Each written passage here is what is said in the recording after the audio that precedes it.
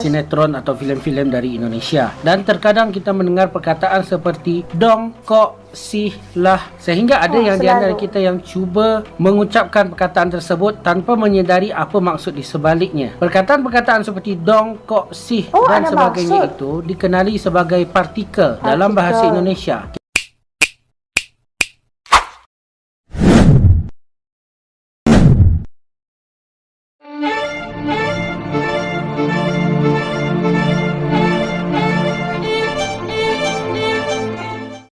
Kata partikel tanpa disadari sering digunakan dalam komunikasi dengan seseorang, baik secara lisan maupun tertulis. Secara tertulis sering ditemukan saat chatting dengan teman-teman, atau orang terdekat. Begitu juga ketika berbicara, seringkali orang menekankan kalimat yang diucapkan menggunakan kata-kata partikel.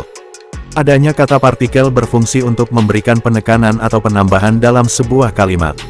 Meski terkesan sepele, keberadaan kata partikel ini sangat penting dalam penyusunan suara kalimat maupun pengucapan, yang terkesan fleksibel. Kata partikel juga merupakan salah satu jenis kata dalam bahasa Indonesia, yang berfungsi untuk memberikan penekanan, atau memberi nuansa tertentu pada suatu kalimat atau ungkapan yang diucapkan. Kata partikel dapat juga digabungkan dengan kata lain, untuk membentuk suatu ungkapan baru. Kata partikel tidak memiliki makna atau arti yang jelas, namun bersifat fleksibel dalam penggunaannya. Sehingga perannya terletak pada fungsi yang diberikan dalam sebuah kalimat, cocok dan pantas digunakan pada kalimat bahasa baku, ataupun bahasa keseharian atau gaul. Beberapa fungsi kata partikel dalam kalimat antara lain: memberikan nuansa atau intensitas pada kalimat, memberikan penegasan pada kalimat, menunjukkan perasaan atau emosi dalam kalimat, misalnya, kok, dong, sih, lah, dan masih banyak yang lainnya. Penggunaan kata partikel dalam kalimat dapat memperjelas makna yang ingin disampaikan, sehingga penting bagi pembelajar bahasa Indonesia, untuk memahami jenis-jenis kata partikel yang ada dan cara penggunaannya dalam kalimat. Sementara itu, merujuk pendapat dari para ahli pengertian kata partikel diantaranya menyatakan, bahwa kata partikel merupakan kata yang tidak memiliki makna secara leksikal, namun berfungsi untuk memberikan nuansa pada kalimat, atau menunjukkan penggunaan bahasa yang lebih sopan, atau tidak secara langsung, dan juga fleksibel dalam penempatan kata. Fungsi kata partikel ini sangat penting dalam bahasa sehari-hari, terutama dalam percakapan lisan, karena dapat memperjelas makna yang ingin disampaikan dan memberikan nuansa yang tepat pada kalimat yang diucapkan. Dan ternyata, warga Malaysia ingin mengetahui lebih jelas bahasa Indonesia tentang fungsi kata partikel dalam penggunaannya. Apa dan bagaimana fungsi dari kata partikel itu? Warga Malaysia ini pun menjelaskannya.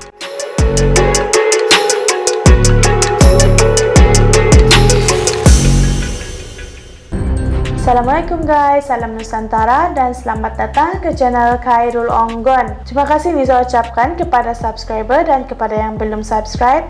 Jangan lupa subscribe ya. Kali ini guys, video yang Niza mau react berjudul Bahasa Indonesia Dong Kok Sila daripada channel ML Studio. Jadi guys, seperti apakah videonya? Nisa jadi penasaran. Ayo nonton sama-sama Nisa guys, dengan kiraan 1, 2, 3. Seringkali kita menonton sinetron atau filem-filem dari Indonesia, dan terkadang kita mendengar perkataan seperti dong, kok, sih, lah, sehingga ada yang di antara kita yang cuba mengucapkan perkataan tersebut tanpa menyedari apa maksud di sebaliknya. Perkataan-perkataan seperti dong, kok, sih dan sebagainya itu dikenali sebagai partikel dalam bahasa Indonesia. Kita lihat contoh yang pertama, iaitu dong. Penggunaan dong ini dia di akhir perkataan dan sama seperti lah dalam perkataan sehari-hari kita, seperti kesini dong atau iya dong. Partikel seterusnya iaitu sih, di mana dia diletakkan di hujung perkataan, biasanya seperti tidak mengharapkan sesuatu jawapan daripada perkataan tersebut. Sebagai contoh, apaan sih atau kenapa sih begitu. Partikel seterusnya iaitu nih, di mana nih untuk menegaskan sesuatu. Panas nih, iya nih, di mana nih. Kita lihat partikel yang seterusnya pula, iaitu loh, atau terkadang ditulis sebagai lo dengan LHO dari bahasa Jawa, yang bermaksud rasa terkejut atau kehairanan, yang biasanya ditulis di awal perkataan, seperti loh, bukannya kamu sudah makan, atau loh, kamu sakit. Kadang-kala penggunaan loh ini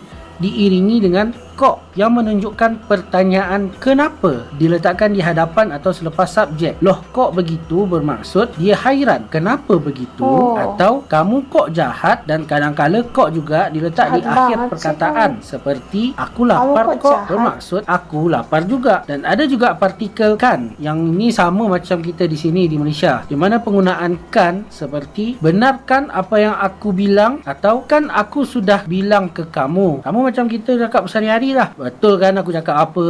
Nah, kita pakai satu perkataan, kita makan ayam. Jika diletakkan dong di belakang perkataan, dia berbunyi kita makan ayam dong, menunjukkan atau dia bertanya dengan penekanan. Jika diletakkan pula perkataan sih, kita makan ayam sih, maksudnya dia menyatakan sesuatu tersebut tanpa meyakinkan. Jika diletakkan pula perkataan nih, kita makan ayam nih, maksudnya dia meminta penegasan tanpa dia nak menentukan bahawa kita nak makan ayam. Jika diletakkan partikel loh pula, kita makan ayam loh, maksudnya dia menekankan atau dia untuk meyakinkan. Untuk partikel kok pula, dia jadi kita makan ayam kok, maksudnya dia tengah menjelaskan dengan satu kepastian bahawa kita ni sedang makan ayam. Jika diletakkan pula partikel deh, dia menjadi kita makan ayam deh, maksudnya dia tengah bertolak ansur bahawa iyalah kita makan ayam lah. Macam tu lah. Jadi kepada rakan-rakan saya yang menonton video ini, bolehlah cuba perkataan-perkataan seperti dong, kok, sih dan lah untuk berborak dengan rakan-rakan atau kenalan kita dari seberang. Mana tahu juga korang sangkut dengan cewek-cewek dekat sana.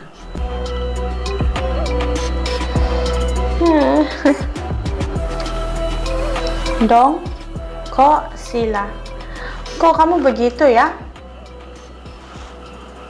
Itulah tadi video yang berjudul Bahasa Indonesia Dong, Kok, Sila. Dan dalam video tersebut Nisa dapat belajar 4 perkataan ini mempunyai maksud. Bukan sebarang je mau cakapkan, dia ada maksud. Nisa cuba buat ayat guna dong, kok, sila. Kalau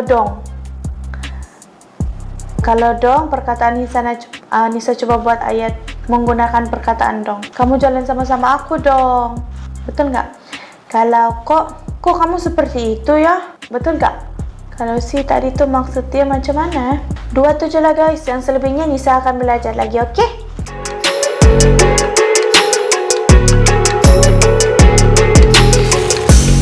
Negara Indonesia adalah negara yang kaya akan bahasa.